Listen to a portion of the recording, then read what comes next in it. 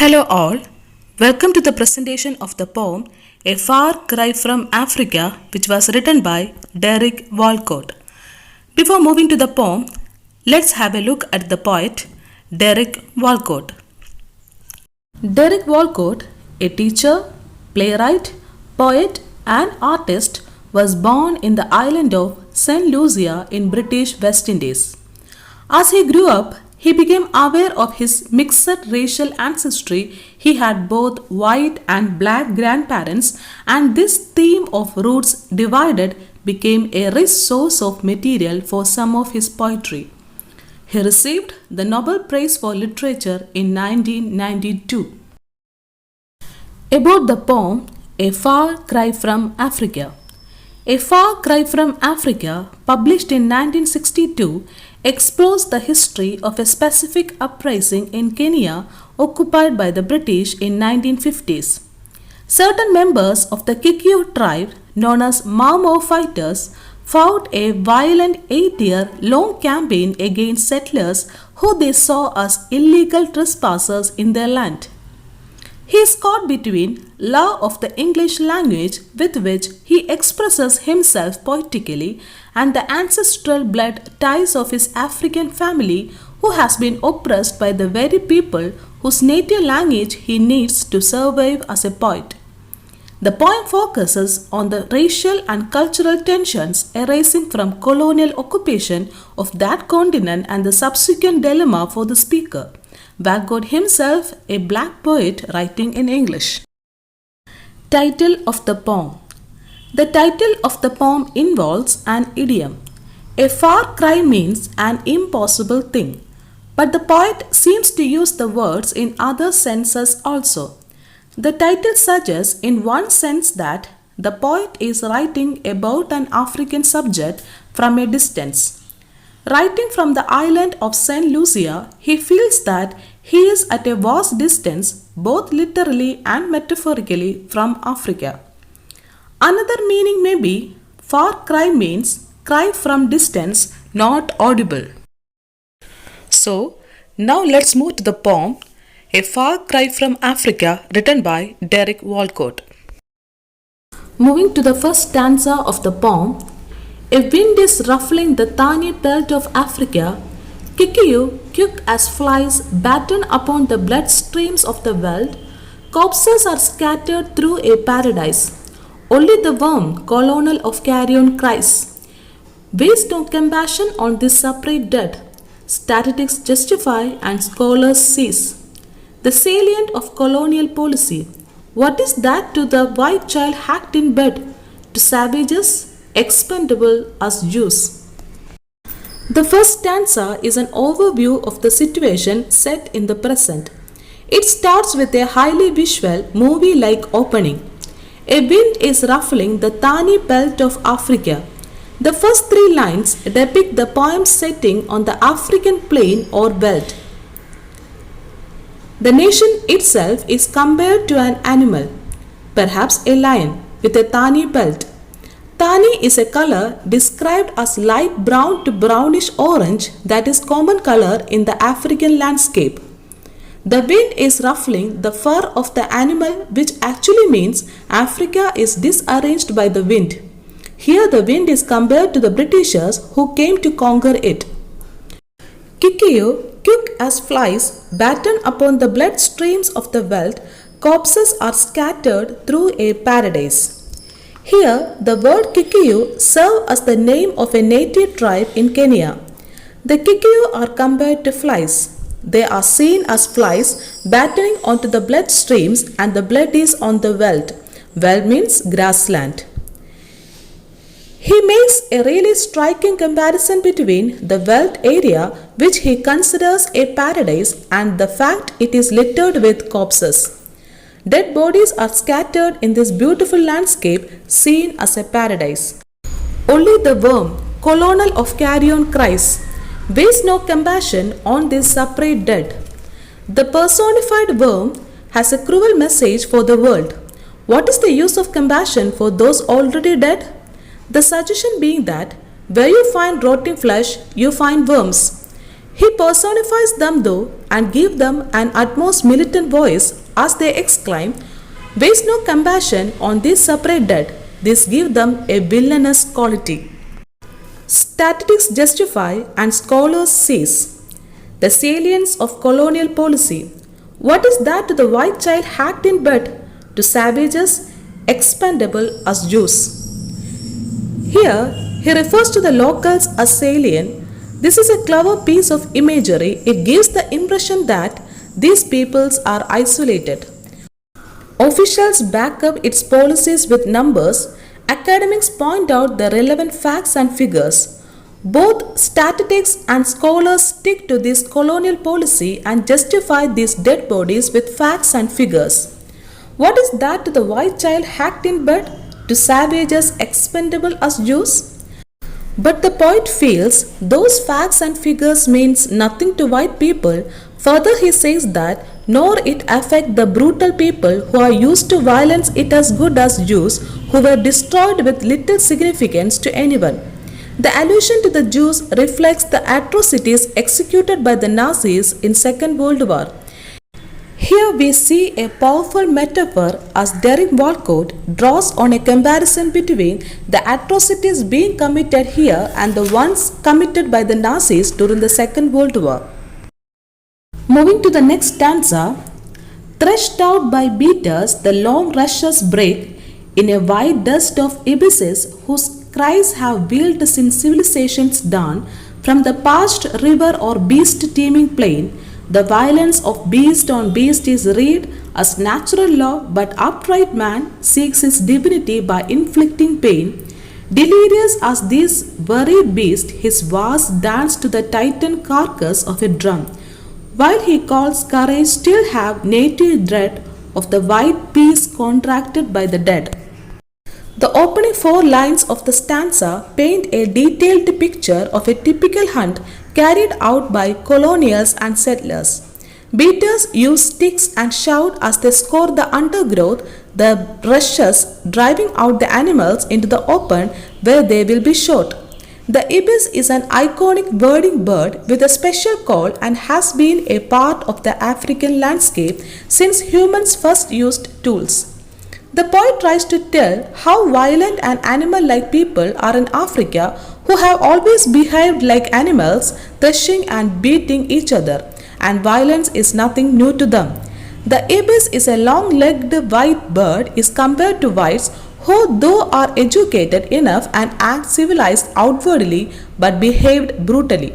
So here we can see the ironic use of the word civilization. The violence of beast on beast is read as natural law, but upright man seeks his divinity by inflicting pain. These lines are simultaneously pro-nature and anti-culture. Animals kill merely for food and survival, but humans, having perfected the skill of hunting for food, extend that violent act to other areas, using force to exert control and prove superiority over other people. They seek divinity by deciding who lives and who dies. Man uses the excuse of following a god or becoming a god by causing pain to other humans and animals.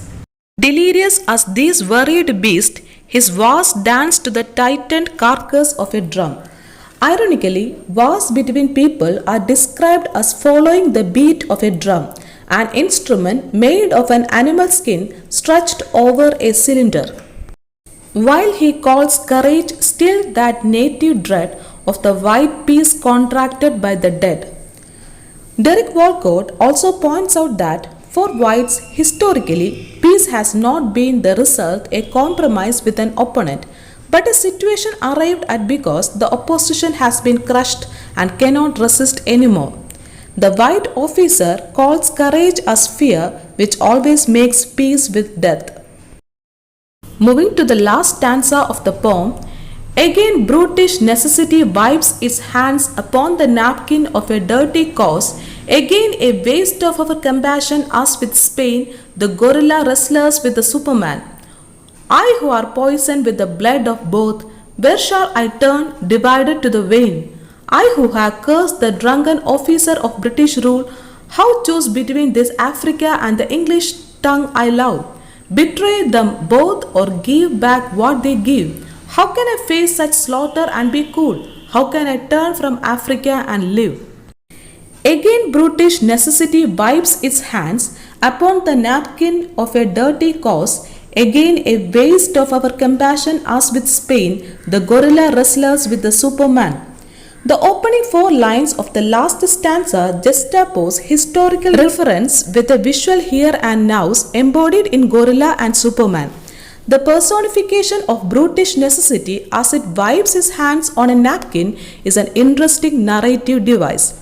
Napkins are usually white, but the cause is dirty, that of colonial settlement alongside injustice. Metaphorically, Derek Walcott is trying to tell that these beastly people are again killing whites in return, and he thinks showing compassion to any of these, both whites and blacks, is of no use. A waste of compassion as with Spain, the gorilla wrestlers with the Superman. By repeating what the worm cries in the first stanza, a waste of our compassion, the speaker is bringing extra weight to the idea of meaningless death. Compassion cannot alter the circumstances. By using our, the speaker implying the compassion of the world or of those who are African or black. As with Spain, this referred to the revolution which occurred in Spain against the colonial rule. He is comparing this war to the Spanish Civil War, which occurred in 1936 and ended in 1939, which was fought between Democratic Republic and the fascist, where many lives were sacrificed. The gorilla wrestlers with the Superman is a metaphor wherein gorilla is referred to blacks and Superman to whites. It means that nobody is worth compassion as both are into violence. I who are poisoned with the blood of both, where shall I turn divided to the vein? Here the speaker declares a personal involvement for the first time, acknowledging the fact that he is divided because of his blood ties to both camps. In these lines, for the first time in the poem, Derek Walcott talks about himself. He says that his blood is poisoned by both. The use of the word poison suggests to the reader that the speaker isn't too happy with his situation, which he seems toxic. He says he has the blood of both the countries in him and he is unable to decide whom to turn to, or should he divide himself into two. I who have cursed the drunken officer of British rule. In this line, he openly declares that he has cursed the British officers for their ruthless behavior and violence. Since both equally take part in violence, he is unable to choose between them. Between this Africa and the English tongue I love, betray them both or give back what they give. How can I face such slaughter and be cool? How can I turn from Africa and live? Here we can see that he wants to side with the oppressed but cannot reconcile the fact that the language of the oppressor is the same one he uses to speak, write and live by. A series of heart-wrenching questions are not or cannot be answered. Between this Africa and the English tongue I love, betray them both or give back what they give. He himself says that he loves English tongue which he uses for speaking and writing. That's one of the other reason he is not ready to give up on English. He questions himself, should he betray them both or should he support them equally? And if at all he did support both, how can he be cool and calm about the violence they create? How can I face such slaughter and be cool? How can I turn from Africa and live? Africa is his motherland, so he questions again, asking, should he altogether turn his back on them or should he forget everything and continue to live there? A Far Cry from Africa is a powerful poem that sets out one person's divided viewpoint on the subject of British colonial takeover in Kenya, East Africa, and its horrifying consequence for local people and the poet himself. The bloody conflicts, the deaths, the subjugation, the cruelty, the need for domination all reflect the dilemma for the speaker. He feels estranged yet a part of African heritage. He feels a love for the language of the British, who are the cause of such strife in the tribal lands. Perhaps the final irony is that by the very act of writing and publishing such a poem and ending it with a question about turning away from Africa, the speaker somehow provides his own answer. The poem A Far Cry from Africa is a 3-stanza poem. The first stanza containing 10 lines, the second stanza containing 11 lines, and third stanza 12 lines. It is not a true free verse poem because it does not have a regular rhyme scheme. Africa is compared to orange-brown furred animal, blacks are compared to beast, British colonizer are compared to worms. These are the metaphors used in these poems. And the historical reference of the poem is Kikuyu, the largest ethnic group in Kenya, Mau Mau uprising. In the second stanza, the poet has briefly touched this revolt in Kenya, the reference of Nazis and Jews in the Second World War and the Spanish Civil War. The main theme of the poem is violence, and we clearly see that the poet is against it. That's all about the poem A Far Cry from Africa, written by Derek Walcott. Hope you understood the poem. Thank you for watching.